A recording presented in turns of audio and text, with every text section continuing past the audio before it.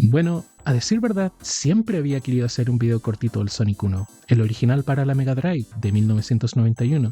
Este fue el primer juego que vi en mi vida y recuerdo que me voló la cabeza. Mi pequeña mente de 4 años no podía comprender lo que estaba presenciando. Décadas después, y decenas, cientos, miles de juegos después, sigo amándolo como el primer día en que lo conocí. Y cada cierto tiempo vuelvo a él, es algo que no me puedo explicar. Por supuesto, aceptaré que al sentir una gran nostalgia por este, mi percepción del mismo no es precisamente imparcial, pero aún así tengo la convicción de que este sigue siendo un gran juego, incluso a día de hoy, aun si sus entregas posteriores lo han dejado un poquito obsoleto. Algo que no se puede negar es que para la época en la que salió fue absolutamente revolucionario, y de lejos el mejor plataformas que se había hecho hasta ese entonces. Solo piénsenlo por un momento. A día de hoy es fácil nombrar juegos del género que lo superen en calidad, pero retrocedamos un momento a aquel cada vez más lejano 1991. ¿Cuáles eran los plataformeros que podían compararse a Sonic? Bueno, en la Nintendo original teníamos títulos espectaculares como Mega Man 2 o Contra, pero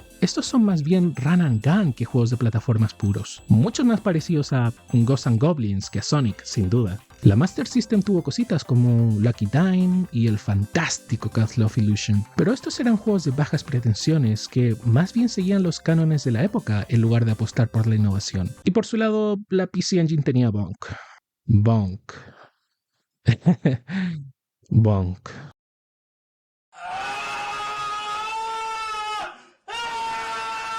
Y pues poco más, lo cierto es que por aquellos años los videojuegos eran una cosa distinta y títulos como los anteriormente mencionados eran la excepción más que la regla en términos de calidad. Créanme, los juegos que más abundaban eran los Transformers o los The Secret of Atlantis, juegos muy mal diseñados, frustrantes como ellos solos, con gráficos horriblemente feos y una música que parece tortura china.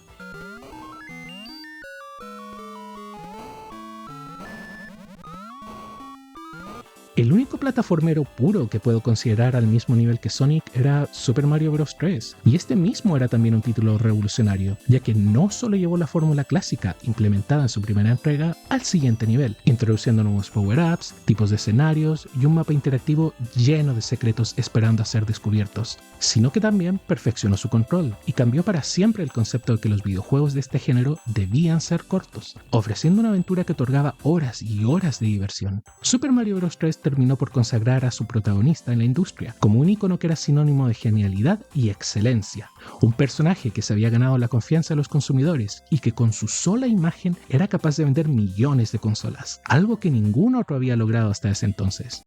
De hecho, no es para nada exagerado decir que Sonic fue creado gracias a Mario. Y es que a diferencia de Nintendo, Sega no tenía una mascota que representara a la identidad de la compañía con el mismo nivel de efectividad. Durante sus primeros años desarrollando videojuegos, Opa Opa de la franquicia Fantasy Zone había sido elegido como la imagen de Sega. Pero en un movimiento que aún me resulta inexplicable, este fue rápidamente reemplazado por el mucho menos carismático Alex Kidd, el cual, a pesar de cosechar críticas moderadas en la Master System, nunca pudo establecerse en el mundo de los videojuegos como una mascota popular. La gota que rebasó el vaso fue cuando la Mega Drive aterrizó en 1988, y junto a ella, el que acabaría siendo el último juego del orejón, el titulado Alex Kidd in the Enchanted Castle, el cual fracasó en cumplir con las ya de por sí bajas expectativas que tenía Sega. No me voy a detener mucho tiempo en hablar de este juego porque sinceramente no vale la pena. Lo único que diré es que es completamente abismal. Solo jueguen a Mario 3 e inmediatamente después a The Enchanted Castle por 5 minutos y se darán cuenta de lo que hablo. Sega necesitaba urgentemente una mascota atractiva, protagonizando un juego de calidad, y sin perder ni un solo segundo más, se pusieron manos a la obra a diseñarla. Para empezar, su personalidad debía ser la personificación de los valores esenciales de la compañía: ser cool, estar lleno de espíritu y listo para aceptar el desafío de convertirse en una estrella. Durante años se le ha atribuido erróneamente a Yuji Naka la autoría de Sonic, pero lo cierto es que este solamente fue el programador del título. La creación del personaje como tal le corresponde al talentosísimo Naoto Oshima, quien se basó en sus personajes favoritos de las caricaturas occidentales, tales como Mickey Mouse y Félix el Gato, para diseñar a Sonic. En tanto, los icónicos zapatos de este estuvieron basados en los que Michael Jackson utilizaba en el videoclip de Speed Demon, y Oshima los pintó de rojo ya que este era el color que mejor mejor complementaba el azul del personaje. Oshima además aparece en todos los créditos de los títulos clásicos como Big Island, ya que esta es la traducción literal de su apellido al inglés. La dirección del proyecto quedó a cargo del muy infravalorado Hirokazu Yasuhara, quien aparece acreditado como Carol Jazz, y su trabajo no se limitó a supervisar, sino que también diseñó tanto los niveles como la filosofía misma de que Sonic debía ser un personaje veloz. Este era un deseo personal de Yasuhara, quien a pesar de ser un ávido fan de Mario, encontraba que el personaje no se movía lo suficientemente rápido y a menudo no le daba tiempo para terminarse sus juegos, debido a las pocas horas libres que tenía para jugar. Otra de sus ideas más emblemáticas fue la del sistema anillos. En lugar de castigar al jugador con perder una vida por ir demasiado rápido, decidió que este debía simplemente perder los anillos que había recolectado hasta ese entonces, teniendo aún la oportunidad de recuperar algunos cada vez que esto ocurría. Un detalle que no oigo mencionar a menudo es el increíble trabajo realizado por Jineichi Watari y Rieko Kodama, quienes se encargaron del pixel art. Ellas son las responsables de que el juego se vea así de precioso. Rieko Kodama trabajó en muchos títulos, tantos que no me alcanza el video para hablar de todos ellos. Mientras que Jineichi Watari prestó su talento artístico en el magnífico, y quiero que todos en sus casas se pongan de pie, aún si están sentados en la taza del baño, el único e incomparable Panzer Dragoon Saga, el mejor RPG de todos los tiempos.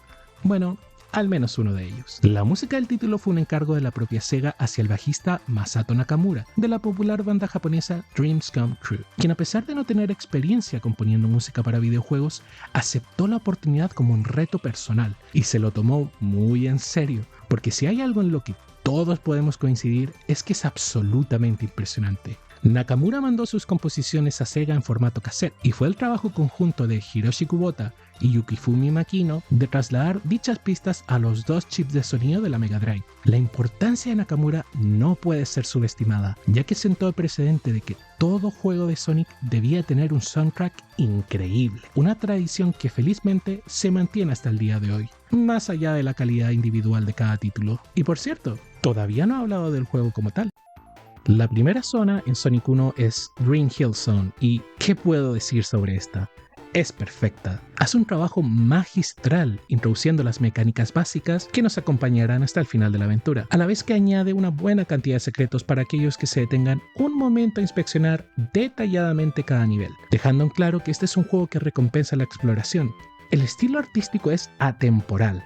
Naoto Oshima tenía una fascinación con los trabajos de Isen Suzuki. Las obras de este artista tienen un diseño muy característico que Naoto deseaba ver en movimiento, y Sonic 1 fue la excusa perfecta. El combate contra Eggman en el acto 3 es tan sencillo como memorable, y nos enseña que a pesar de que Sonic sea un personaje veloz, este tiene en ocasiones que afrontar ciertos desafíos con calma. Creo que no soy el único que piensa que el juego pega un pequeño bajón en Marble Zone. No es para nada una mala zona, pero su ritmo más pausado, a veces en exceso, atenta un poco con la filosofía veloz. Dejando de lado algún que otro momento puntual, estos 3 niveles se basan en paciencia y precisión y, a decir verdad, se hacen un poquito eternos. ¿O es que acaso hay alguna manera de pasárselos más rápido? Sigan en sintonía. Spring Yard Zone no solo recupera un poco la velocidad de Green Hill Zone, sino que juega más con las alturas y la mecánica de agarrar más impulso tras un salto. Según se dice, esta fue la zona más difícil de diseñar y no es difícil darse cuenta del porqué. Resortes, plataformas horizontales, plataformas verticales, plataformas que se parten y estas bolitas de pinball que te hacen rebotar. Es de lejos la más ambiciosa. Labyrinth Zone es sin duda la peor. Es lenta, repetitiva, la música parece sacada de una borrachera de payasos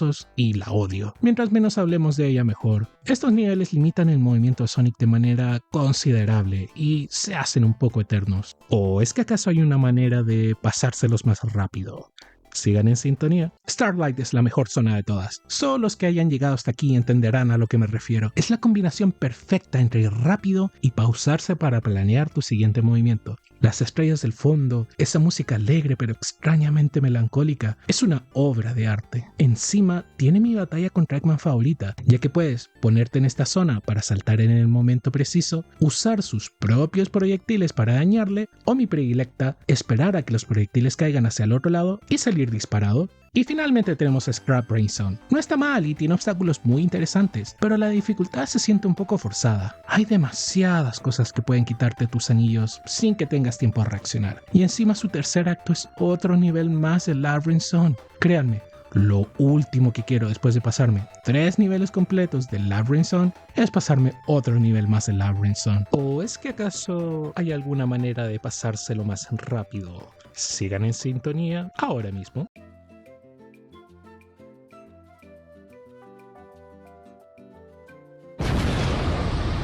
Como ya mencioné antes, Yasuhara no tenía mucho tiempo para jugar y a medida que fue transcurriendo el desarrollo del juego, se dio cuenta de que tampoco iba a tener tiempo para jugar a su propia creación, por lo que este añadió una serie de atajos y también metió bastantes vidas extras para los que tomaran rutas poco comunes.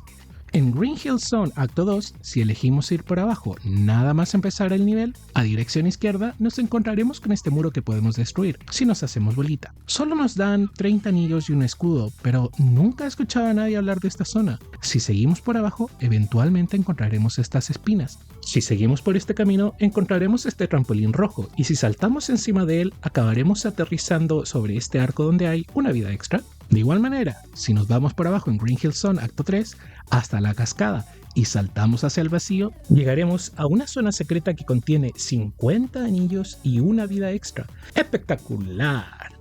En Marble Zone Acto 1, al llegar a la primera trampa con espinas, si saltamos sobre ella y vamos hacia la izquierda atravesando este muro invisible, nos encontraremos con una sala secreta que contiene 40 anillos y una vida extra. Y si saltamos hasta este punto en concreto, podemos aterrizar en una zona aún más oculta que no nos lleva a ningún lado, ni tampoco tiene algún propósito. Pero oye, de que es una zona secreta, es una zona secreta. En Marble Zone Acto 2, si saltamos a donde está este bloque y vamos hacia la izquierda, encontraremos otra zona secreta con 20 anillos y una vida extra. La mayoría se devuelve de la manera tradicional, usando este mismo bloque como bote, pero los verdaderos gamers, sin miedo al éxito, lo hacemos así. Los verdaderos gamers saltamos de la primera plataforma a la segunda, agarramos impulso y ejecutamos una serie de saltos perfectos, llegando al otro lado sin necesidad de perder más tiempo. En Marble Zone Acto 3 tienes uno de los atajos más grandes de todo el juego. Sin importar por qué camino te vayas, tarde o temprano acabarás en esta parte donde hay dos trampas con espinas. Si saltas encima de la que está a la derecha y atraviesas este muro invisible, no solo serás recompensado con una vida extra, sino que te podrás saltar la mayoría del nivel.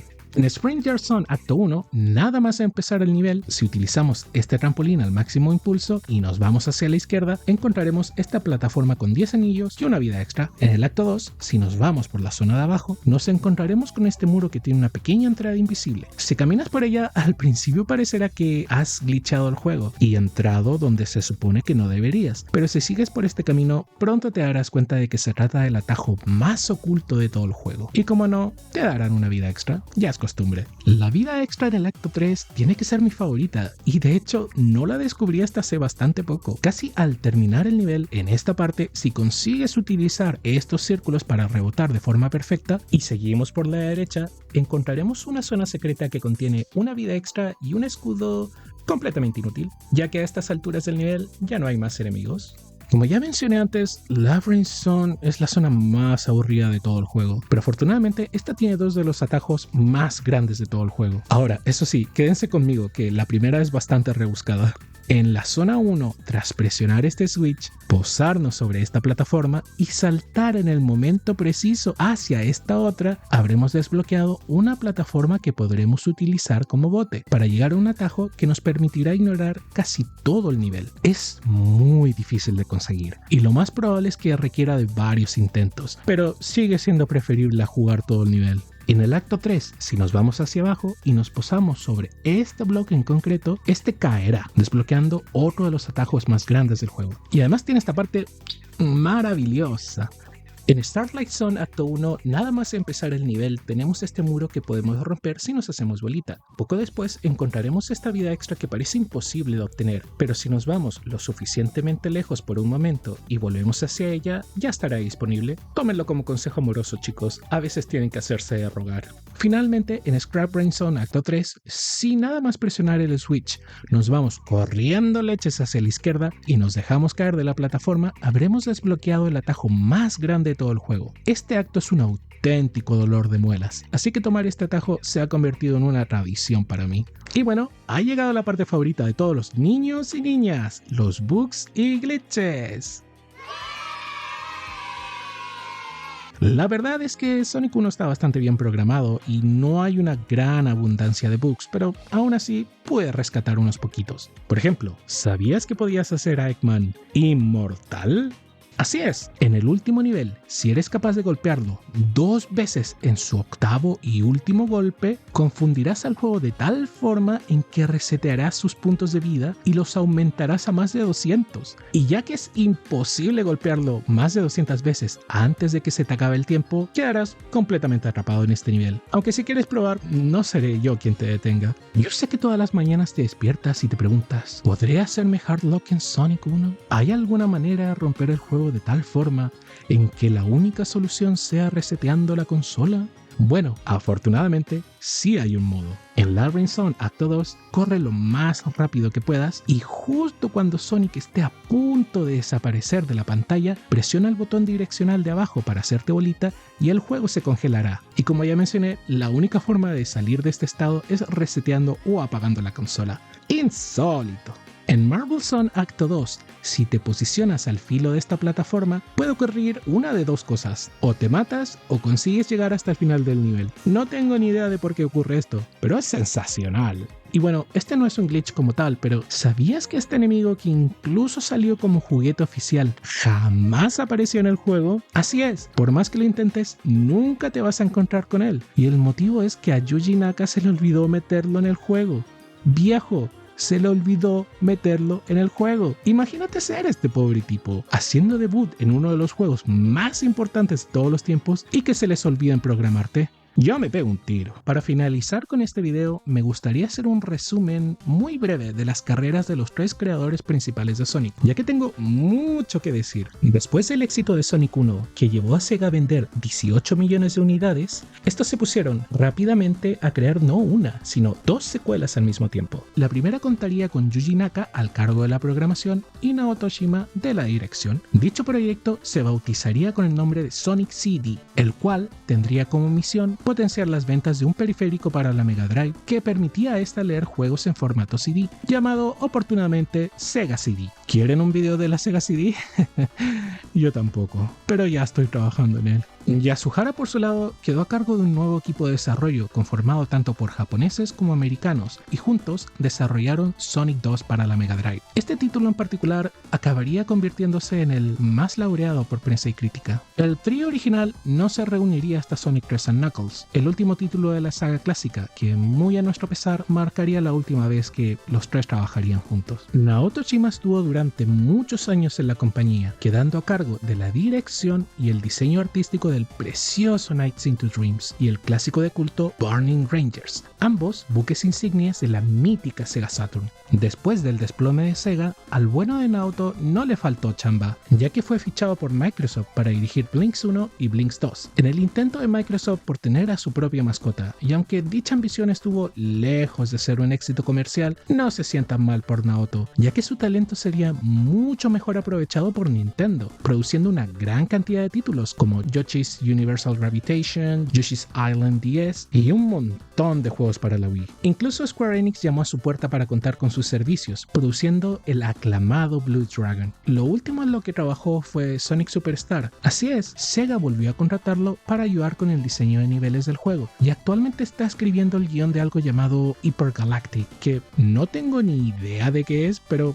ahí estaremos para apoyarlo. La carrera de Yasuhara acabaría curiosamente siendo la más provechosa, ya que después de abandonar Sega fue contratado por Naughty Dog para diseñar Jak 2 y Jak 3, e incluso fue uno de los 3 diseñadores originales de Uncharted. Luego se fue a Nintendo a dirigir Mario & Donkey Kong Minis on the Move, al que si bien no le fue tan bien comercialmente, encantó tanto a Nintendo que lo volvieron a llamar para servir de consejero en Mario vs Donkey Kong, Tipping Stars, Mini Mario and Friends y Smash 4, en donde asistió a Sakurai a la hora de implementar a Sonic y diseñar su correspondiente escenario. Lo último de él fue Phoenix Peak Breakaway, en donde ayudó al equipo de Evening Star en el diseño de niveles. Me encantaría verlo diseñando, o mejor aún, dirigiendo algún nuevo título, ojalá de un gran presupuesto que está a la altura de su genio, pero parece que le va bastante bien así como está, así que con eso me alegro. Yuji Naka, por su lado, fue a prisión por tráfico de influencias tras unirse a Square Enix y se ha convertido en una fuente infinita de memes. Me gustaría poder decir algo positivo de él, más más allá de que fue uno de los 3 grandes responsables del desarrollo de Sonic 1. Y para ser justos, demostró ser un genio en la programación, diseñando las físicas de Sonic en los juegos clásicos, físicas que nadie, pero absolutamente nadie pudo replicar con el mismo éxito hasta la salida de Sonic Mania en 2016. Siempre oigo decir que los juegos de Sonic son sobre ir rápido, pero su diseño es mucho más profundo que eso. La velocidad de Sonic no es instantánea, sino progresiva y variable, y Yuji Naka entendió a la perfección cómo trasladar este concepto al videojuego. Su talento es tan grande como innegable, pero lo cierto es que el cabrón me lo pone muy difícil a la hora de defenderlo como ser humano. Sí que se ha destacado como productor de una enorme cantidad de títulos, e incluso co-dirigió uno de mis juegos favoritos de todos los tiempos, Choo Choo Rocket, con la ayuda de Takafumi Kaya, pero oye, de que lo dirigió, lo dirigió. La cuestión es que las malas lenguas dicen que trabajar con él es un infierno, a menudo limitando el potencial creativo más que inspirarlo. Y de hecho, hace relativamente poco salió una noticia de que él personalmente canceló la salida de varios títulos para la Dreamcast, juegos que quizá hayan podido ayudar a la consola a salir a flote. Parece que mientras más pasan los años, más anécdotas negativas van saliendo a la luz sobre él, como esta en la que literalmente se marcó un Joseph Stalin y borró a Naoto Shima en una foto en la que aparecían juntos. Yuji, eres un demente. Y por si esto fuera poco, los únicos 2 títulos que ha dirigido en soledad en toda su carrera han sido Balan Wonderworld y esta porquería para iPhones. Y sí, bueno, es cierto que Naoto Shima también trabajó en Balan Wonderworld, pero él solo se encargó del diseño de los personajes principales, que fue de lejos lo único memorable del título. Vamos a ser honestos, quizá la vida le dé una nueva oportunidad a Yuji y este pueda redimirse a sí mismo, solo el tiempo lo dirá.